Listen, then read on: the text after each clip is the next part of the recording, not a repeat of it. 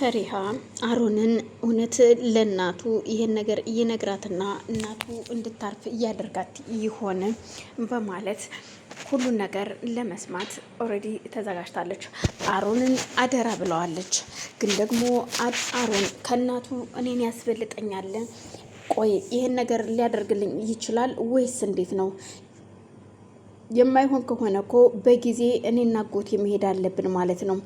ካልሆነ ምንም አማራጭ አይኖረኝም በማለት ቁጭ ብላ ብቻዋን ማምሰላሰል ትጀምራለች። አሮን እናቱን ለመናገርም ዝግጁ ሆኗል። ምክንያቱም ፈሪሃን እንድትናገርብኝ ምንም ነገር አልፈልግም። አሁን ከኔ ጋር የምትደራደሪበት ጊዜ ደርሷል። ህይወት ምንም እናቴ ብትሆኝ ግን በፍጹም ላስበልጥሽ አልችልም። እስከ ዛሬ ከጎንሽ ሆኛለሁ፣ አግዥሻለሁ። ብዙ ነገር ሳልወድ በግዴ እንዳደርግ አድርገሽኛል። ከዚህ በኋላ ግን እያወኩ ሰዎችን መጉዳትና ማሳዘን አልፈልግም። ስለዚህ ምንም እናቴ ብትሆኝም እናት ደግሞ የሆነ የራሷ ፐርሰንት ይኖራታል። ግን ደግሞ በዚህ ልክ ሲሆን በጣም ራስ ወዳድነት ያስብላል። ስለዚህ ራስ ወዳድ መሆን የለብኝም። አዎ ራስ ወዳድ መሆን የለብኝም። ህይወት አሁን እዚህ ጋር ልታቆሚ ይገባል። እያደረግሽ ያለሽው ነገር እቺ ልጅ በአባቷና በእህቷ በኩል መገናኘት አለባት። እናም ራሷ በፈለገችው ሰዓት ልትገናኝ ትችላለች። ስለዚህ ህይወት አንቺ ምንም ነገር እንድትተነፈሽ አልፈልግም በማለት ለመናገር እሱ ተዘጋጅቷል። ግን ፈሪሃ በአጋጣሚ ሳሎን ጠረጴዛ እያጸዳዳች እያለ በመሀል መና ትመጣለች። ወይ መና መጣሽ እንዴ? አዎ መጥቻለሁ ፈሪሃ። ምንድን ነው እሱ? አይ እኔማ ዝም ብዬ በሀሳብ ሄድኩኝ አይደለ፣ ይቅርታ ቤት እያጸዳው ነበር በማለት ቆይ ቁጭ በይ። እንድ ነገር ግን ልንገርሽ ፈሪሃ፣ እኔ አንቺን እንደ እህቴ እንጂ እንደ ሰራተኛ ማየት አልፈልግም። ታውቂያለሽ፣ ብዙ ነገር አሁን ላይ አንቺ የምትይኝ ነገሮች ሁሉ እየገቡ ይመጥተዋል። እስከ ዛሬ ባለማወቅ አንቺ የሆነ ነገር ስትናገረኝ ከአንቺ ላይ መጮህ ነበር አይደለም የሚቀድመኝ። አሁን ግን በፍጹም መጮህ አይደለም፣ እንደ እህቴ ነው ማይሽ። እናም ደግሞ ነይ እንጂ ወደ መኝታ ቤት በማለት ታዴ ጋር ይዛት ትሄዳለች። ታዴ በአጋጣሚ ቁጭ ብሎ እያለ አባቴ በልጅነቴ ምን ነበር እኔ ሲከፋኝ የምታደርገኝ በማለት ጥያቄ ታቀርብለታለች።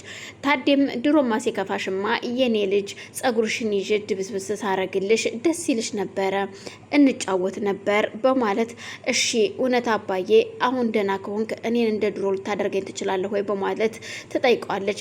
ታዴም ላንቺ ላንድ ልጅ ያልሆነ ለማን ይሆናል በማለት ጸጉሯን እየደባበሰ ያጫውታት ጀመር። እሷም ደስተኛ ሆና ነበር። እናም በመሀል ተከትላት ሄዳ ስለነበር ፈሪሃ በር ከፍታ ስታንኳኳ ግቢ በማለት ትገባለች። ይቅርታ ጨዋታ ላይ ናችሁ መሰለኝ ረበሽኳችሁ፣ ስለዚህ ልውጣ በማለት ስትናገር እንዴ ፈሪሃ ለምን ትወጫለሽ?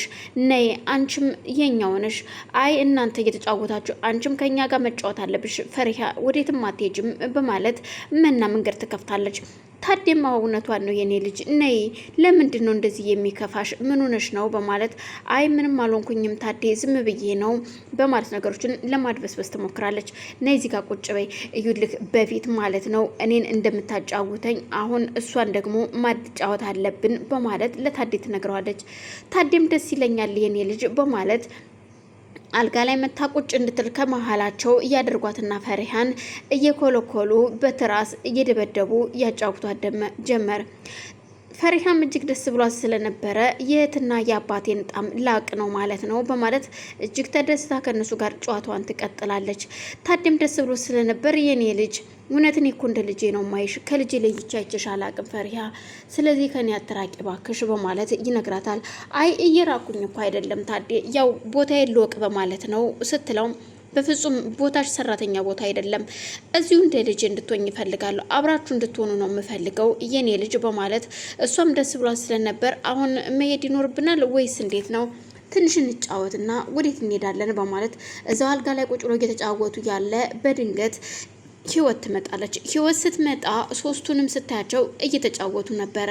እንዴ ቆይ ዛሬ ምንድን ነው? በጣም ደስተኛ ትመስላላችሁ። ምንድን ነው እሱ ምን እያደረጋችሁ ነበር በማለት መንገድ ስትጀምር ፈሪሃ እጅግ ተናዳም ስለነበር አንገቷን ትደፋለች። ቆይ ደግሞ ዛሬ ስገረዷም ራሱ መሀላችሁ ገብታ መጫወት ጀምራለች። እሳ እንዴት ነው ነገሩ ነው ወይስ ልጅነቷን አምነሃል ብላ ልትጨርሰው ስትል ህይወት በጣም በተናደደ መንፈስ ፈሪሃ ከመሀላቸው ተነስታ ወጥታ ትሄዳለች። በዛን ሰዓት ሁሉም ተደናግጠው ስለነበረ ዝም ይሏታል። ምክንያቱም ልትናገር ነው ብላ ፈሪሃ በጣም ተናዳ ስለነበረ ነው ትታት የወጣችው። እናም ታዴም ቆይ እቺ ልጅ እኮ ልጅ ናት፣ እንደኛው አብራ ነው እኮ ልጅ ናት እኮ። ስለዚህ ሰው ቤት መስራቷ እኮ ሊያሰድባት አይገባም። እናም እባክሽ ህይወት ከቀልብሹንሽ ዝሻ ስታዣት ከዚህ በኋላ እኔ ስትናገሪያት አልፈልግም። እኔ እውነቴን ነው ከልጅ አላስበልጣትም፣ እንደ ልጄ እንደመና ነው የማያት በማለት ይናገራትና ልብሱን ለመቀየር ገላውንም ለመተጣጠብ ወለው ወደ መጸዳጃ ክፍል ይሄዳል። በቃ እሺ አሁን ታጠብናና ቁርስ እያዘጋጀሁኝ ነው፣ ቁርስ ላቀርብ ነው ወይስ እዚህ ላምጣልህ ስትለው አይ ዛሬ ደህና ነኝ፣ እዛው ሳሎን መብላት አለብኝ፣ እዛው ነው ከእናንተ መሀል የምበላው ይላል። እሺ በማለት ህይወትም ወደ ኪችን ትገባና ኪችን ከገባችም በኋላ የተሰራው ምግብ ላይ እንደተለመደው መድኃኒቷን ትጨምርና ያ ምግብ ካለ ታዴ ሌላ ማንም ሰው አይበላውም። ስለዚህ ለሁሉም ተመሳሳይ ባይሆንም ምግብ አቀራርባ ጠረጴዛ ላይ ተጠብቃቸው ጀመር። ታዲም እንደተለመደው ወደ ሳሎን ልብሱን ለባብሶ ወደ ሳሎን ይሄዳል። ሁሉም ተሰብስበው ቁጭ ብለዋል። የፈሪሃ አጎትም አለ ከመሀላቸው። መጀመሪያ ምግቡን መድኃኒት በምትጨምርበት ሰዓት በድንገት ህይወትን ይቅርታ መጠየቅ እንዳለበት ስለሚያውቅ ወደ ኪችን ይሄዳል። ወደ ኪችን ሲሄድ የፈሪሃ አጎት እጅግ ትደነግጣለች። ባያስተውላትም እንኳን እሷ ግን ያደረገችው ነገር ነበር ያስደነገጣት።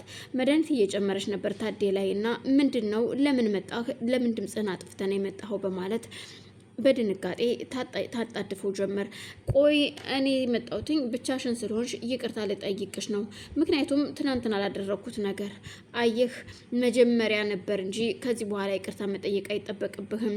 ምክንያቱም ነገሮችን አንድ ያበላሽተሃቸዋል እና ምንን ይቅርታ መጠየቅ ገና ዋጋ ያስከፍልሃል የሚል መልስ ትመልስለታለች። ይኸውልሽ እኔ ሴት ላይ እጄን ለምን አነሳው የሚለው ነው እንጂ ያ እንኳን አይገባሽም ማለት አይደለም ታውቂያለሽ። ምክንያቱም አንቺ በጣም ክፉ ሴት ነሽ፣ የምትናገሪያቸው ንግግሮች በጣም ከባዶች ናቸው። ግን እኔ ሴትነትሽን ብቻ ነው ያከበርኩት፣ ሌላ ነገርሽን አይደለም። አሁንም ቢሆን እንደዚህ አይነት ነገር እቀጥላለሁ ካልሽ ይጨመርልሻል፣ አይቀርልሽም የሚል መልስ ይመልስላታል። እጅግ ህይወትም ተናዳ ምን እያልክ ነው? እናም ደንግጣ ስለነበረ ህይወት ግራ ተጋብታ እሱም ይቅርታ እንደማታደርግለትና ነገሮችን በጥፍ እንደምታስከፍለው ስትነግረው ተናዶ ሰድቧት ጥሏት ወጥቶ ይሄዳል። ህይወትም እኔ መድኃኒቱን ሲጨምር እያየኝ መስሎኝ ነው እንጂ እንደዛ የተደረተበትኩትኝ እኔ ምን አገባኝ ስለሱ፣ ይቅርታ ጠየቀኝ አልጠየቀኝ አንድ ባላገር ምን ያመጣል በማለት ወደ ስሯ ትሄዳለች። ምግቡን አቀራርባ ሁሉም ተሰብስበው ብላ ሲባል ታዴ መብላት እንደማይፈልግና የምግብ ፍላጎቱ እንደተዘጋ ይነግራታል። እናም ሁሉም ግን ምግባቸው ይበላሉ። መብላትም አለብህ የሚል ጥያቄ ታፋጥጠዋለች። አባዬ ለምን አትበላም የቀረበልህን ምግብ? ጎሽ ልጅ አሁን ነው ገና ትክክል ነገር ያደረግሽው። አዎ እስኪ ንገሪው መብላት አለበት። ቆይ ግን እኮ ሰው እኮ ያለ ፍላጎቱ አይበላም የሚል ጥያቄ ሲመልስላት የፈሪሃ አጎትም እሱ በከተማ ሳይሆን በገጠሩ ነው እንጂ እኛ በከተማ ሰው ምግብ ሳይበላ አይውልም የሚል መልስ ነበር የመለሰችለት። ገጠር እኮ ምግብ ጠፍቶ ሳይሆን የጊዜ ጥረት እንጂ የምግብ መጥፋት አይደለም። ይሄ የምትበይው ምግብ ሁሉ የሚመጣው ከገጠር ከገበሬው ማህበረሰብ ነው። ገብቶሻል? ህይወት አንዳንድ የምትናገሪያቸውን ነገሮች እንድታስተካክይ በማለት ይነግራታል። እውነትህን ነው፣ ልክ ብለሃል ደምስ። አዎ አንዳንድ ሰዎች ጊዜ ከማጣት ነው ምግብ የማይበሉት እንጂ እያጡ አይደለም። ስለዚህ ህይወት ለምትናገሪው ነገር አሁንም ለከታ ብጅለት በማለት ታድም ይነቅፋታል።